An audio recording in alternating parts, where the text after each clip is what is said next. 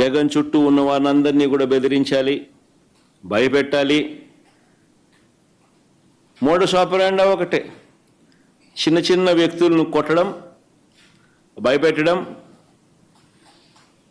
లేదా ప్రలోభాలు పెట్టడం, వాళ్ళ చేత తప్పుడు వాంగ్మూలాలను తీసుకోవడం, అంతే. ఇంకా వీళ్ళని అరెస్ట్ చేయడం. మోడస్ ఆపరాండా అన్నిటికీ ఇవే మోడస్ ఆపరాండా.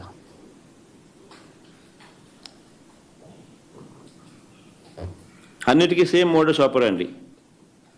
మోడస్ ఆపరాండి మాత్రం అన్నిటికీ సేమ్. చిన్న చిన్న వ్యక్తులను కొట్టడం, భయపెట్టడం, ప్రలోభాలు పెట్టడం, వాళ్ళతో స్టేట్మెంట్ తీసుకోవడం, స్టేట్మెంట్ తీసుకుని వీళ్ళని అరెస్ట్ చేసే కార్యక్రమం చేయడం.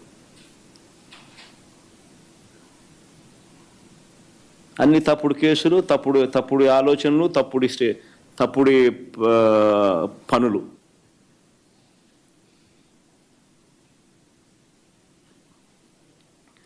చివరికి అన్నిటికన్నా నిజంగా బాధ కలిగించే విషయం, ఆశ్చర్యం కలిగించే విషయం, 70 ఏళ్ళ ముసలైన కొమ్మినేని శ్రీనివాస్,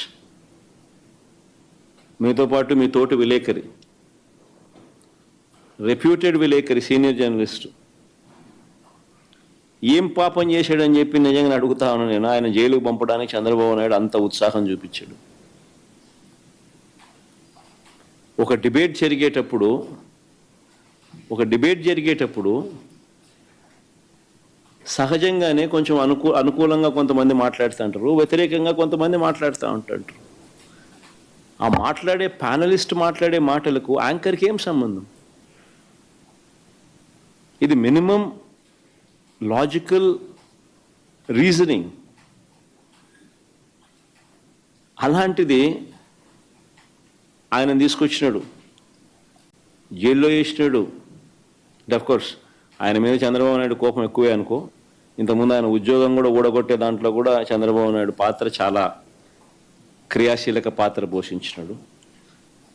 అంతటితో ఇంకా సంతోషపడలే ఉద్యోగం పీకినందుకు. అప్పట్లో ఆయన జీవితం నాశనం చేయాలా, ఆయన పరువును తీయాలా, ఆయన జైల్లో పెట్టాలా.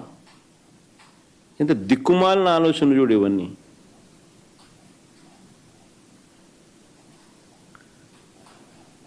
చివరికి ఆశ్చర్యం కలిగించే విషయం ఏంటంటే, ఆ రకంగా ఆయనను అరెస్ట్ చేయడమే కాకుండా ఇప్పటికీ కూడా ఆ మనిషిని అరెస్ట్